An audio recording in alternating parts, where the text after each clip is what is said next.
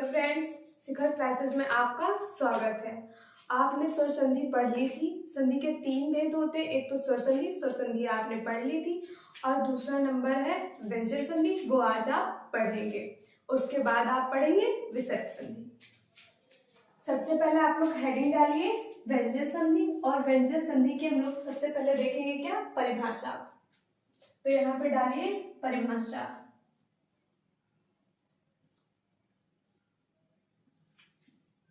परिभाषा, ठीक है। व्यंजन के बाद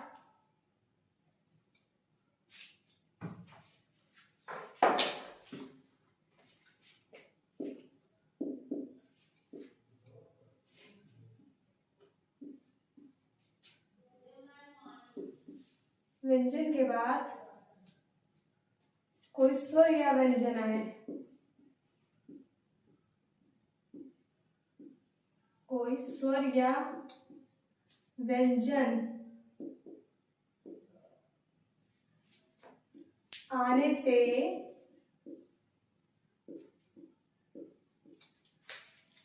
जो परिवर्तन होता है,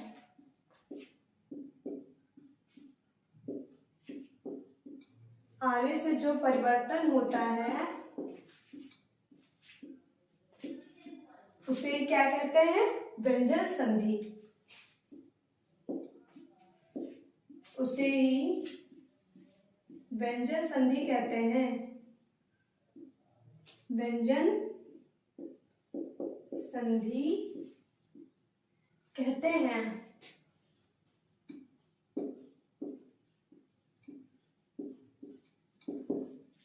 व्यंजन के बाद कोई स्वर या व्यंजन आने से जो परिवर्तन होता है उसे ही व्यंजन संधि कहते हैं, ठीक है।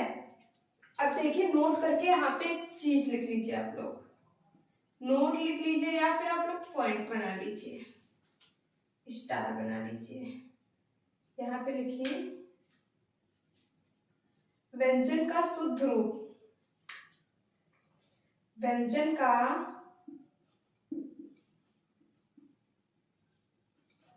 का शुद्ध रूप हल होता है। हल का मतलब यहाँ पे क्या है, देखिए, का, खा, गा, घा और इसी प्रकार आगे चलता क्या है, होता। व्यंजन का शुद्ध रूप हल होता है। जो व्यंजन का शुद्ध रूप होता है उसमें क्या होता है, ये हलंत लगा रहता है। बस यही बात आपको देखनी है और संधि में यही आपके काम भी आने वाली है, ठीक है। और आपसे एग्जाम में क्वेश्चन पूछ लिया जाता है कि व्यंजन संधि का दूसरा नाम क्या है या इसे किस नाम से जाना जाता है, तो इसको व्यंजन संधि को हल संधि भी बोला जाता है या फिर हल संधि के नाम से भी जाना जाता है, ठीक है। नोट कर लीजिए इसकी परिभाषा। अब आगे देखिए इसके, यहाँ पे मैंने आपको परिभाषा बताई है। व्यंजन के बाद कोई स्वर या व्यंजन आने से जो परिवर्तन होता है उसे ही व्यंजन संधि कहते हैं। तो देखिए, जैसे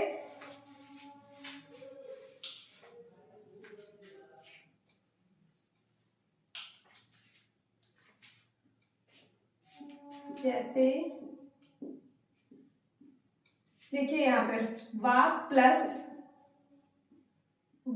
प्लस ईस, ठीक है। देखिए अब यहाँ पे देखिए, ये का क्या है, एक व्यंजन है, और ई क्या है, स्वर है। और परिभाषा भी यही कह रही है कि व्यंजन के बाद कोई स्वर आए या फिर व्यंजन आए। देखिए, व्यंजन के बाद व्यंजन भी आ सकता है, व्यंजन के बाद स्वर भी आ सकता है। व्यंजन संधि की ये परिभाषा है। तो यहाँ पे मिलके क्या हो जाएगा आपका, वागीस, ठीक है। इसी प्रकार आगे एक और देखिए, सत प्लस जन। सत प्लस जन क्या हो जाएगा, सज्जन। इसमें क्या था, व्यंजन के पास स्वर है, इसमें क्या था, यहाँ पे भी व्यंजन है आपका और यहाँ पे व्यंजन ही है। तो ये समझाने के लिए उदाहरण था कि व्यंजन के बाद स्वर या व्यंजन के बाद स्वर या व्यंजन के बाद व्यंजन भी आ सकता है, ठीक है। और ये आपको याद रखना है, व्यंजन का जो शुद्ध रूप होता है वो हल वाला होता है और व्यंजन संधि को हल संधि भी कहा जाता है। अब इसके आगे देखिए व्यंजन संधि के नियम।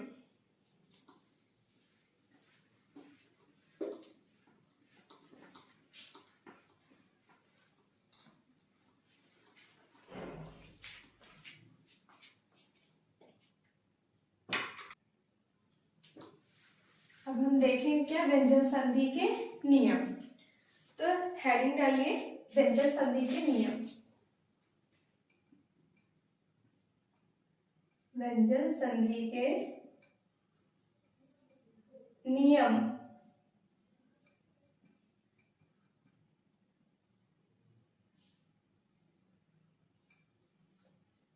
तो सबसे पहला नियम देखिए क्या है, वर्ग के पहले वर्ण का तीसरे वर्ण में परिवर्तन। तीसरे वर्ण में परिवर्तन।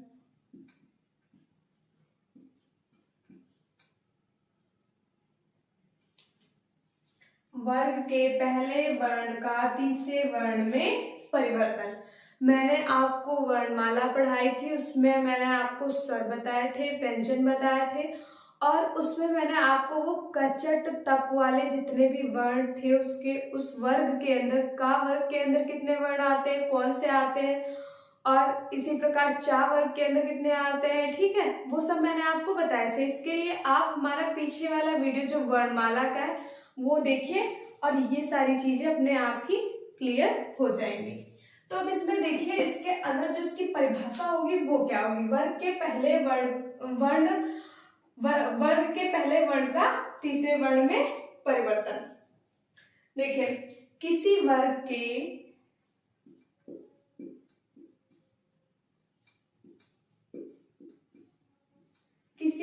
के पहले वर्ण, तो पहले वर्ण कौन से वर्ग के होते, क च ट तप। पहला कौन सा होगा का, दूसरे वर्ग का पहला वर्ण चा और तीसरे वर्ग का पहला वर्ण टा और चौथे वर्ग का पहला वर्ण ता और पांचवें वर्ग का पहला वर्ण पा, ठीक है। किसी वर्ग के पहले वर्ण का मेल, पहले वर्ण का मेल, यहां से मैं लिखती हूं इधर से, किसी वर्ग के पहले वर्ण का मेल किसी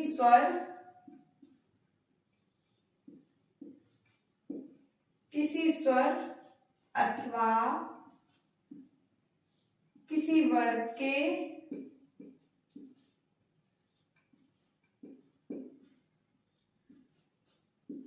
तीसरे वर्ण, किसी वर्ग के तीसरे वर्ण कौन से होंगे, का के बाद ख गा, का खा गा चा छा जा, इसी प्रकार टा का ठा डा और ता के बाद ता था छोड़ के दा पा पा बा, ठीक है। तीसरे वर्ण कौन से होंगे, ग ज ड द ब। किसी वर्ग के तीसरे वर्ण या चौथे वर्ण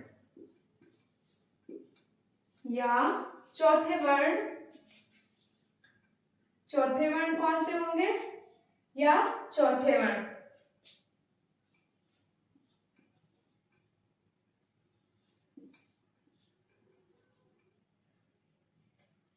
ढा और उसके बाद क्या आएगा, यहाँ से देखिए लिखा था आपने, ये तीसरे वर्ड थे का, खा छोड़ के गा, चा छा जा, इसी प्रकार टा ठा डा, ता था दा, पा फा बा।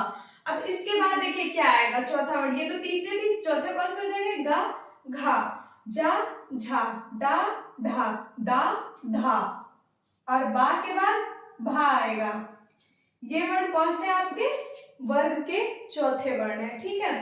किसी स्वर अथवा किसी वर्ग के तीसरे वर्ण या चौथे वर्ण अथवा अंतःस्थ वर्ण, अथवा अंतःस्थ वर्ण। अंतःस्थ वर्ण कौन से होते हैं, यारा लावा, यारा ला वा। किसी वर्ग के पहले वर्ण का मेल किसी स्वर अथवा किसी वर्ग के तीसरे वर्ण या चौथे वर्ण अथवा इन अंतःस्थ वर्ण से परिवर्तित, यहाँ पे लिख लीजिए आप लोग, वर्ण से होने पर, वर्ण से होने पर वर्ग का पहला वर्ण अपने ही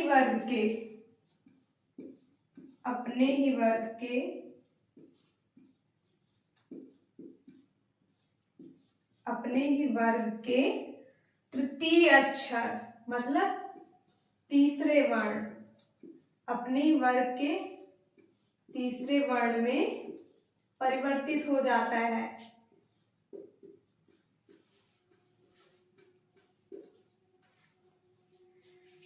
तीसरे वर्ण में परिवर्तित हो जाता है।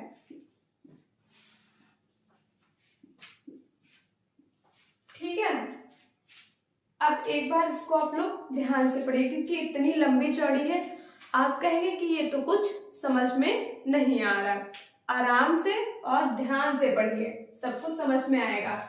ध्यान से देखिए, किसी वर्ग के पहले वर्ण, और वर्ग के पहले वर्ण कौन से होंगे वो भी मैंने ब्रैकेट में यहाँ पे लिख दिए हैं, ठीक है। किसी वर्ग के पहले वर्ण का मेल किससे होना चाहिए, किसी स्वर से भी हो सकता है और किसी वर्ग के तीसरे वर्ण से भी हो सकता है। तीसरे वर्ण ये मैंने लिख दिए, या फिर स्वर से भी हो सकता है, तीसरे वर्ण से भी हो सकता है, वर्ग के तीसरे वर्ण से भी हो सकता है और वर्ग के चौथे वर्ण से भी हो सकता है। और उसके बाद बात आती है अंतःस्थ जो व्यंजन होते हैं उनसे भी हो सकता है मेल वर्ग के पहले वर्ण का। और अंतःस्थ व्यंजन कौन से होते हैं, या रा ला बा। वर्ण से होने पर क्या होगा, वर्ग का जो पहला अक्षर था, पहला वर्ण था, वो अपने ही वर्ग के, मतलब ये नहीं है कि का है तो चा के तीसरे वर्ण में बदल जाए, ऐसा नहीं। जो का है वो अपने ही वर्ग के तीसरे वर्ण में बदलेगा। तो यहाँ पे क्या है, वर्ग का पहला वर्ण अपने ही वर्ग के तीसरे वर्ण में परिवर्तित हो जाता है। अब इसको आप लोग एक फॉर्मूले की तरह देखिए कैसे होगा। मैं यहाँ पे लिख रही हूँ, नहीं यहाँ पे लिख देती हूँ। देखिए क्या होगा, सबसे पहले क्या लिखा होगा, किसी वर्ग के पहले वर्ण कौन से होंगे, क च ट त प। तो उसको आप यहाँ पे लिख लीजिए, क च ट त, उसके बाद प। जो कचट तप है प्लस इसमें क्या मिलेगा, इसमें मिलेगा क्या, स्वर। पहली बात तो आप लोग यहाँ पे स्वर लिखिए। स्वर कितने होते हैं आपके, 11। उसके बाद क्या मिल सकता है, तीसरे वर्ण। तो यहाँ पे तीसरा लिख लीजिए आप लोग, तीसरे वर्ण, वर्ग के तीसरे वर्ण। यहाँ पे मैं शॉर्टकट में लिख रही हूँ। उसके बाद या फिर चौथे हो सकते हैं। और चौथे के बाद क्या हो सकता है? अंतःस्थ वर्ण। और अंतःस्थ कौन से होते हैं? या, रा, लावा। तो यहाँ पे आप लोग लिख लीजिए अंतःस्थ, अंतःस्थ। ठीक है, क्या होगा? ये है आपके वर्ग के पहले वर्ण, और जब इनका मेल किसी स्वर या फिर वर्ग के तीसरे वर्ण या फिर वर्ग के चौथे वर्ण या फिर अंतःस्थ व्यंजन से होगा तो क्या बनेगा? वर्ग अपने ही वर्ग के तीसरे वर्ण में परिवर्तित हो जाएंगे। ठीक है, इनका यदि मेल होगा, इनका और इनका, तो जो का है ये किस में बदल जाएगा? गा में। और चा किस में बदल जाएगा? जा में। टा किस में बदल जाएगा? डा में। ठीक है, उसके बाद ता, ता बदलेगा दा में, और आपका जो पा है वो बदल जाएगा किसमें? बा में। अब आपको कुछ बात समझ में आ रही होगी कि जब ये जो पहले वर्ण है वर्ग के, ये स्वर या फिर तीसरे वर्ण या चौथे वर्ण या अंतःस्थ वर्ण से मिलेंगे तो क्या होगा? ये जो वर्ग के पहले वर्ण होंगे इनका तीसरे वर्ण में परिवर्तन हो जाएगा। बस सिंपल सी बात है, आपको बस समझना है। ठीक है, अब आप कुछ उदाहरण देखिए और उदाहरण के माध्यम से समझिए। मैं यहाँ पे लिखती हूँ, देखिए उदाहरण।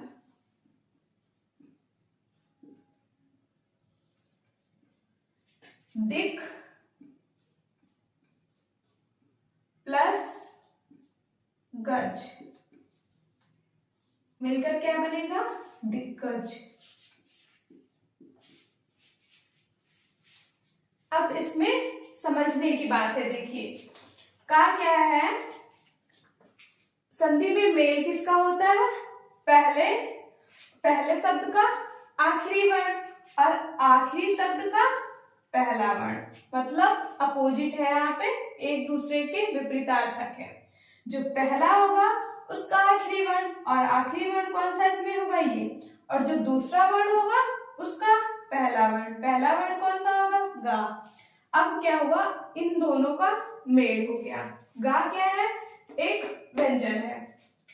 ठीक है, इनका मेल हुआ। देखो यहाँ पे लिखा हुआ था ना तीसरे वर्ण, तो ये तीसरा वर्ण है वर्ग का, और ये कौन सा वर्ग का? पहला वर्ण। सबसे पहले लिखा हुआ कि वर्ग के जो पहले वर्ण होते हैं इनका मेल जो स्वर या फिर तीसरे वर्ण या फिर चौथे या अंतःस्थ व्यंजन से होगा, तो ये क्या है? तीसरे वर्ण से मेल हो रहा है इसका। ठीक है, तो ये जो है तो का किस में बदल जाएगा? अपने ही वर्ग के तीसरे वर्ण में। तो का क्या बन जाएगा? यहाँ पे गा बन जाएगा। ठीक है, का क्या बन जाएगा? गा बन जाएगा। तो यहाँ पे देखिए, और गा कैसे बनेगा? हलंत वाला, क्योंकि व्यंजन का शुद्ध रूप कौन सा होता है? ये वाला। तो यहाँ पे देखिए मिलके बना दिग्गज।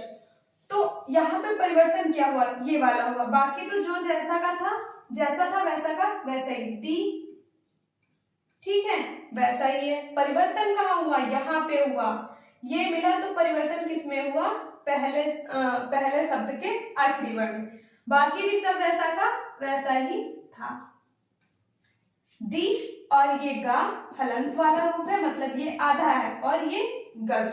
ठीक है, और हिंदी में हम जब वो मैं आपको वर्तनी में पढ़ाऊंगी, जब मैं कुछ सही शब्द लिखती हूँ तो उसको मैं इसको ऐसे नहीं लिख सकते हैं हम, क्या गलत मान लिया जाएगा। ठीक है, तो इसको क्या होता है?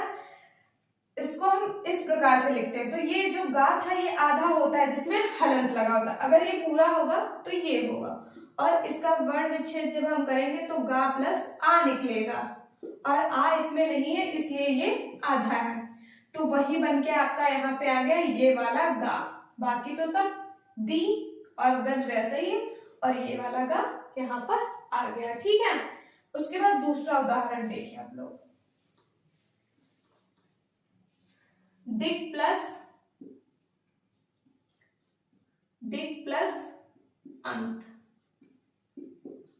दिक प्लस अंत। इसमें क्या होगा, दी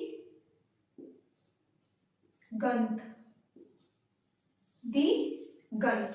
ठीक है, ये भी क्या था, पहला वर्ड था और ये किससे मिला, किसी स्वर से मिला। ठीक है, तो ये जो का होगा ये भी अपने ही वर्ग के तीसरे वर्ण में परिवर्तित हो जाएगा, तो यहाँ पे भी क्या होगा, गा आ जाएगा। ठीक है, और दा तो पहले से था और अंत भी यहाँ पे था पहले से। अब आप कहेंगे यहाँ पे तो मैंने अभी आधा बताया था आपको, जो शुद्ध रूप होता वो ये वाला होता, इसीलिए आपका आधा ये आया। तो यहाँ पर बात क्या है, देखिए ये है, यहाँ पे आपका गा आ जाएगा और दी तो पहले से ही है। उसके बाद बात आती है अंत की, ये भी तो पहले से ही है यहाँ पे। तो क्या होगा, गा में भी मैंने आपको बताया था, जब गा पूरा होगा तो इस प्रकार से होगा, इसका वर्ण विच्छेद करेंगे तो क्या होगा, गा प्लस आ। तो आ तो पहले से ही यहाँ पे है और आ और गा मिल जाएंगे तो गा पूरा हो जाएगा, वही ये पूरा बनके यहाँ पर दिगंत आ गया है। ठीक है, ये जो मैं आपको एग्जाम्पल बता रही हूँ ये आप लोग नोट कर लीजिए। उसके बाद देखिए दिक प्लस विजय, दिक प्लस विजय। अब यहां पे देखिए पहले शब्द का जो आखिरी वर्ण है वो तो है का। अब बात आती है यहाँ पे आखिरी शब्द का पहला वर्ण कौन सा होगा। अब यहाँ पे पहला वर्ण तो वी दिख रहा है। अब कुछ लोगों का मानना होगा यहाँ पे कि वी है तो यहाँ पे ई निकल रहा है, ये बिल्कुल निकल रहा है। कुछ लोगों को यहाँ पे समझ में आ रहा होगा कि इसका पहला वर्ड जो यहाँ पे निकलेगा वो वा होगा, कुछ लोग कह रहे होंगे कि ई होगा। ठीक है, लेकिन यहाँ पे क्या होगा, तो इसके लिए मैंने आपको वर्णमाला में पढ़ाया था क्या करना, वर्ण विच्छेद। तो इसका वर्ण विच्छेद करके देख लीजिए, यहाँ पे क्या है विजय, तो देखिए व प्लस ई, उसके बाद क्या आता है जा प्लस आ, और उसके बाद क्या आएगा आपका या प्लस आ। ठीक है, तो इसमें कौन सा पहले आ रहा है, वा, तो इसका पहला वर्ण कौन सा होगा, वा हो जाएगा। आपको इसीलिए पहले वर्णमाला बताया गया ताकि आप ये जो छोटी चीजें हैं ये समझ सके और उसके बाद में आप आगे तक पहुंचे।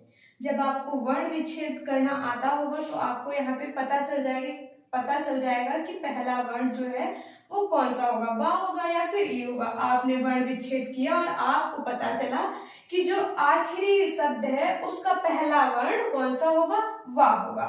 तो देखिए यहाँ पे कौन सा है, का और प्लस वा, और वा क्या होता है, या रा लावा। ये देखिए अंतस्थ व्यंजन होते हैं।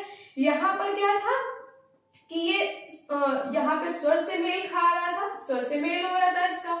इसके बाद यहाँ पर क्या था, व्यंजन से हो रहा था, मतलब वर्ग के तीसरे वर्ण से। यहाँ पर बात आती है अंतःस्थ व्यंजन से हो रहा है। व्यंजन जो है पहला वर्ण जो है उसका मेल जो है वो हो रहा है वा से, मतलब अंतःस्थ व्यंजन से। लेकिन बनना क्या है, किसी से भी हो, चाहे स्वर से हो, चाहे वर्ग के चौथे वर्ण से हो, या फिर वर्ग के तीसरे वर्ण से हो, या फिर अंतःस्थ वर्ण से हो, मिलकर बनना क्या है, जो पहले वर्ग का पहला अक्षर जो होगा वो अपने ही वर्ग के तीसरे वर्ण में परिवर्तित हो जाएगा। तो मिले कुछ भी, बनना क्या है, गा ही बनना है, क्योंकि का तीसरा वर्ण जो होगा का वर्ग का वो गा ही होगा। तो यहाँ पे देखिए क्या बनेगा, दी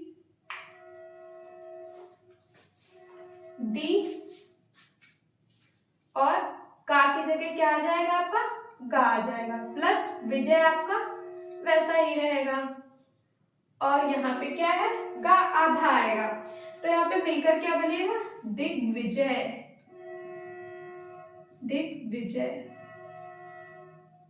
ठीक है, ये भी नोट कर लीजिए।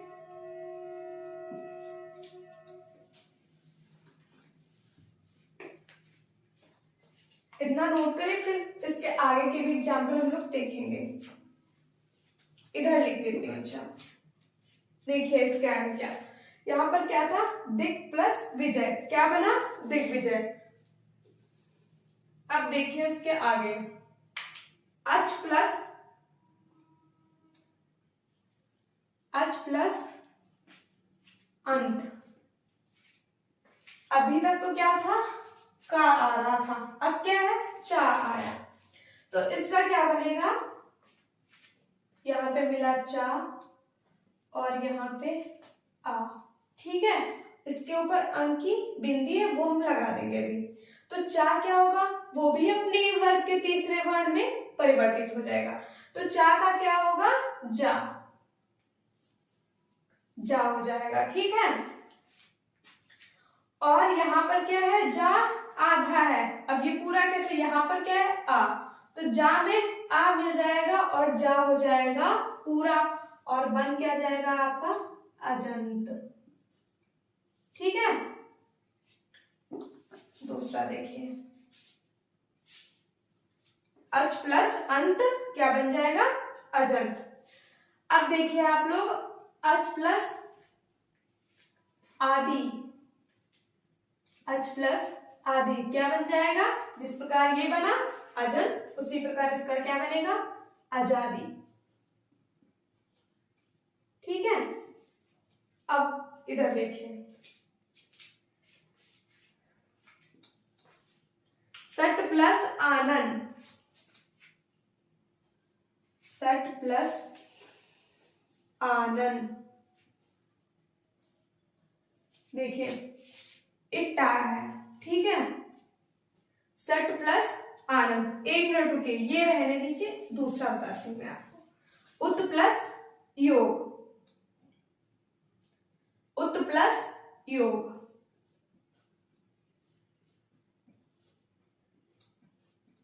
उत प्लस योग मिलकर क्या बनेगा, देखिए ता आ रहा है यहाँ पे, ठीक है। और ये क्या है आपका, ये है अंतःस्थ व्यंजन। और चाहे जो भी है, मेन पॉइंट कौन सा है कि अपने ही वर्ग के तीसरे वर्ण में परिवर्तित हो जाना। तो हमें वही करना है। यहाँ पे भी ता का यहाँ पर क्या हो जाएगा, दा हो जाएगा। तो यहाँ पे हमको लिख लेना है क्या, दा लिख लेना है, ठीक है। यहाँ पे हलंत होगा, ठीक है। यहाँ पे हमने क्या लिख लिया, दा, और बाकी जो जैसा था वैसा का वैसा ही रहना। तो यहाँ पे बाकी सब उसी प्रकार से रहेगा, और यहाँ पे योग तो था ही, तो यहाँ पर क्या बन जाएगा, उद्योग, उद्योग, ठीक है, उद्योग। इसको भी नोट कर लीजिए आप लोग। उसके बाद देखेंगे अगला, सत प्लस भावना, सत प्लस भावना क्या बन जाएगा, देखिए ता है और किससे मिल रहा है, भा से, तो मिलकर क्या बनेगा, सद्भावना। ता की जगह पे तो दा आना है, देखिए ता का जो परिवर्तित रूप होगा, ता की जगह पे जो उसी वर्ग का तीसरा वर्ण आएगा वो होगा दा। तो यहाँ पे हो जाएगा सद्भावना, मतलब अच्छी भावना रखने वाला, ठीक है, सद्भावना। नोट करिए इतना, फिर आगे बात करते हैं। एक दो एग्जाम्पल हम लोग और देख लेते हैं, उसके बाद दूसरा नियम देखेंगे। देखिए यहाँ पे सत प्लस गुड़, सत प्लस गुड़ क्या बन जाएगा, ता की जगह पे क्या आना है, उसी वर्ग का तीसरा वर्ण मतलब दा, तो क्या हो जाएगा, सदगुण, सदगुण। एक और देखिए, सडानन, कहां पे मैं लिखूं, इधर लिखती हूं,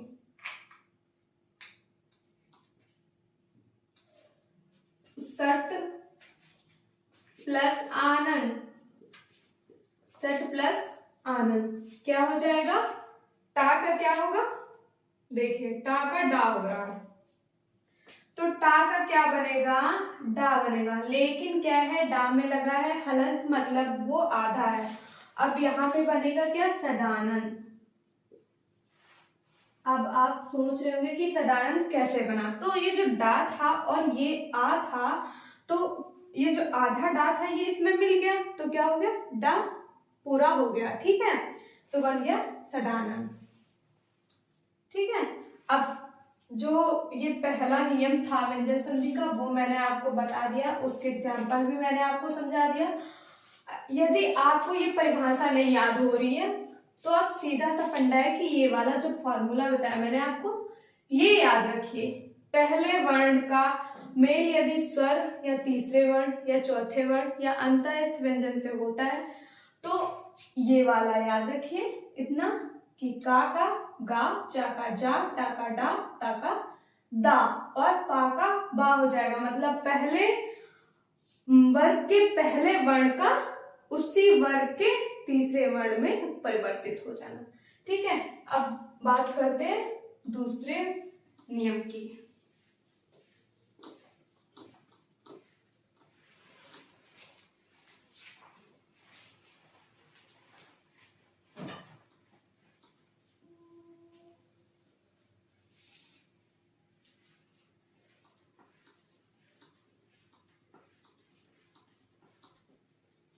ठीक है, ये आप लोग नोट जरूर कर लीजिएगा जो फॉर्मूला बताया मैंने आपको। अब देखेंगे हम लोग दूसरा नियम।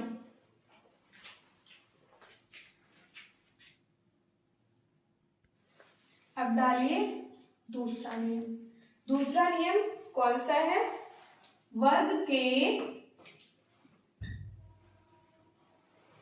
पहले वर्ण का पांचवें वर्ण में परिवर्तन।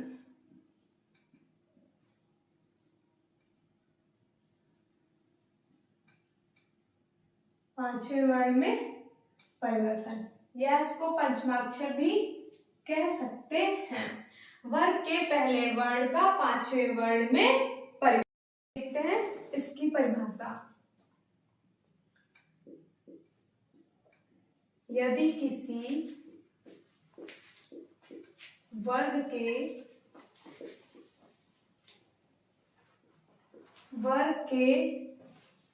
पहले किसी वर्ग के पहले वर्ण कौन से होंगे, का, च, ट और ता, व। पहले यदि किसी वर्ग के पहले वर्ण का मेल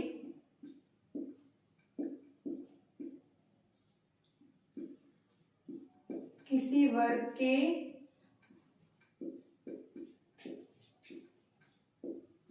पांचवें अक्षर, किसी वर्ग के पांचवें वर्ण हो गया, तो पांचवें वर्ण से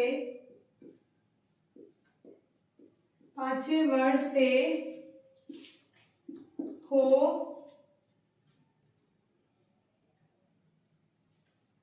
तो उसके स्थान पर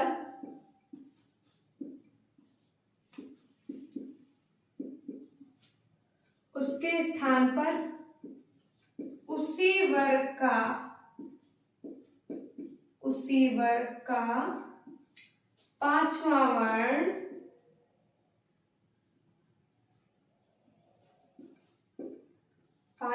वर्ण हो जाता है।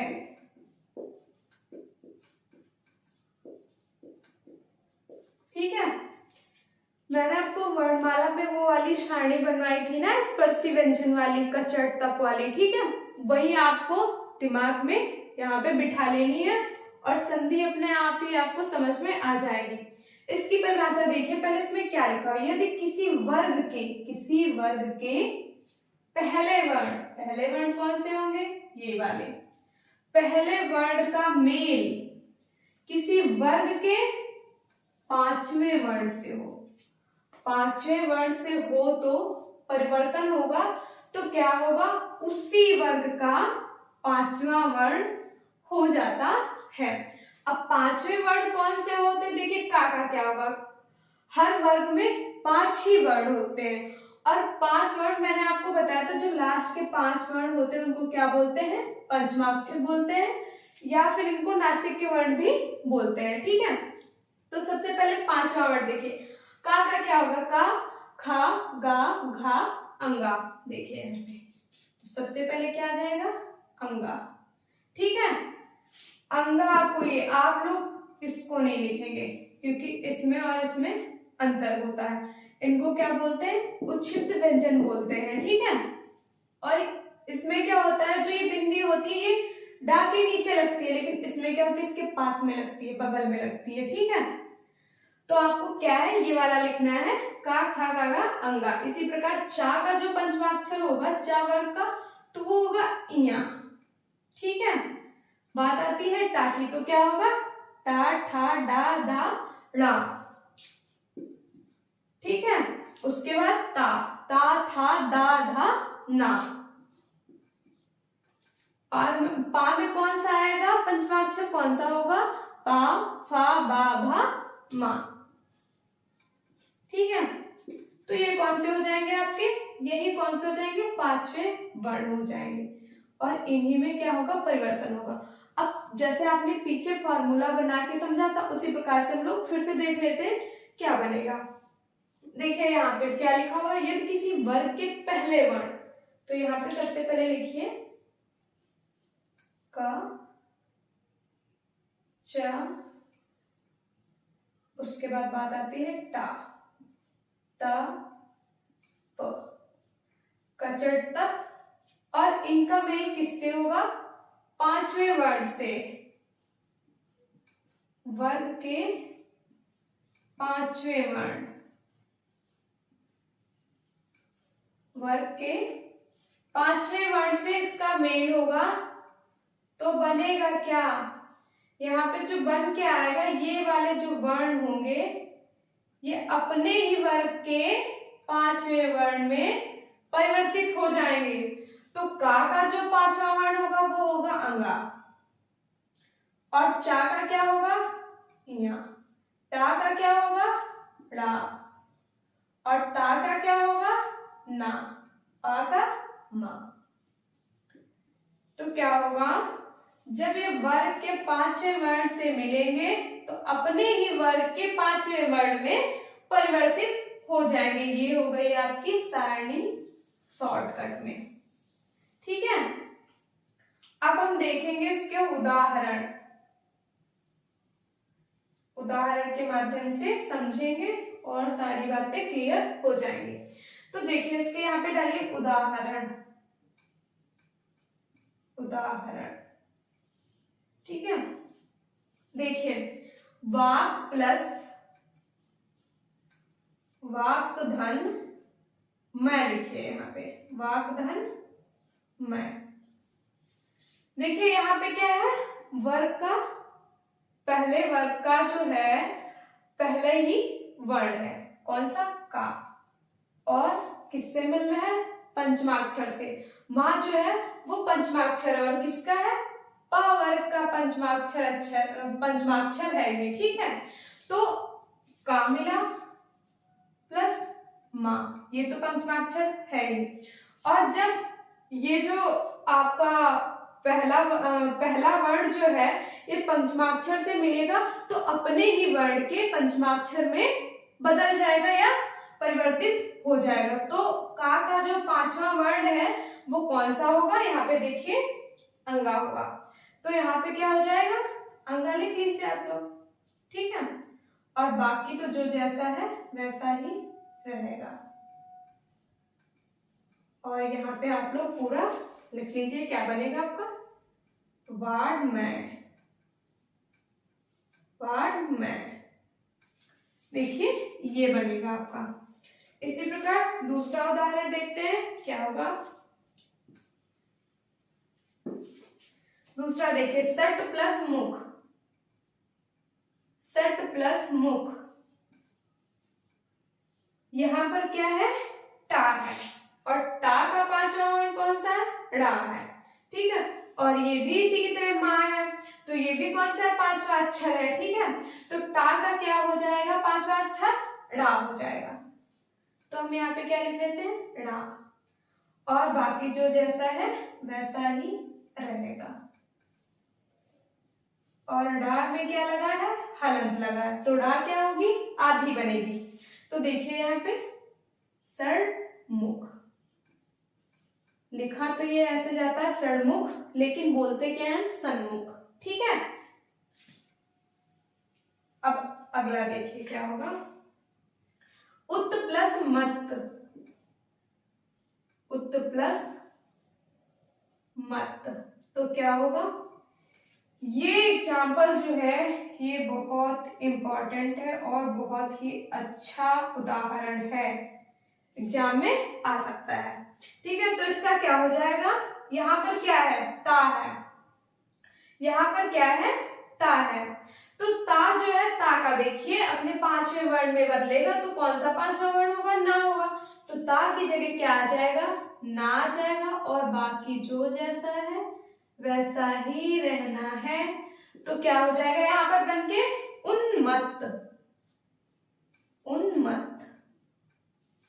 ना जो थी इसमें हलंत लगा, ये तो आधा ही है। ठीक है, और यहाँ पे कोई आ तो था नहीं जो मिलके पूरा हो जाता, तो यहाँ पे क्या आ गया आपका, आधा ना आ गया और बन क्या गया, उन्मत्त। अब देखिए आगे, ये मैं जैसे आपको बता रही हूँ समझते रहिए और साथ में नोट भी करते रहिए। उसके बाद देखिए यहाँ पे चित प्लस मैं, चित प्लस मैं, यहाँ पे भी ता आया हुआ है। ठीक है, और ये पांचवा वर्ण है, तो ता का क्या हो जाएगा, अभी बताया मैंने आपको, ना हो जाएगा। ये देखिए ता का ना। इस प्रकार से आपको एक सारणी बना लेनी है। ठीक है, सबसे पहली बात तो यही है कि एक सारणी बना लीजिए और सारी बातें जो है वो आपको क्लियर हो जाएंगी, लंबा चौड़ा कुछ भी पढ़ना नहीं पड़ेगा। का पांचवा वर्ण ये, चा का ये, टा का ड़ा, ता का ना, पा का मा।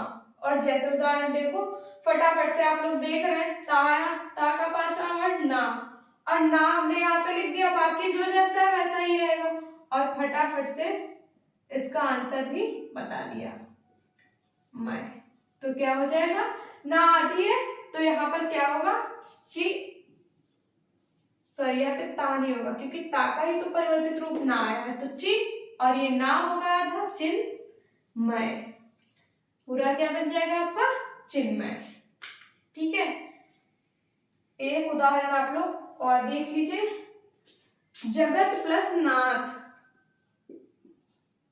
जगत प्लस नाथ क्या हो जाएगा, देखिए यहाँ पे ता है और ता किस में बदलता है, ना में। ठीक है, और जग वैसा ही रहेगा, नाथ भी वैसा रहेगा, तो पहले लिखिए जग, उसके बाद आधा ना आएगा, उसके बाद ये वाला नाथ लिख दीजिए, और मिलके क्या बन गया आपका, जगन्नाथ। ठीक है, इतने उदाहरण मैंने आपको बता दिए और बहुत ही आसान तरीके से कि कैसे मिलेगा, बस एक ही वर्ण में परिवर्तन होना है कि यहाँ पे पांचवा वर्ण आया और इसकी जगह पर क्या हो गया, ता की जगह पर कौन सा, ता का ही पांचवा वर्ण, ता वर्ग का पांचवा वर्ण कौन सा होगा, ना, और यहाँ पे ना लिख दिया आपने और पूरा का पूरा संधि रूप उसका बना के लिख दिया। तो आज के लिए तो इतना ही, और इसके जो बाकी जो नियम बचे हुए हैं वो मैं आपको अगले वीडियो में बताऊंगी। आज मैंने आपको 2 नियम बताए हैं, वो आप लोग नोट्स बना लीजिए और अच्छे से पढ़ लीजिए। अगले पार्ट में हम आपको इसके जितने नियम बचे हैं वो मैं बताऊंगी। ठीक है, तो धन्यवाद आप लोगों का बहुत बहुत, और मेरी वीडियो पसंद आए तो लाइक, सब्सक्राइब और शेयर जरूर करिए।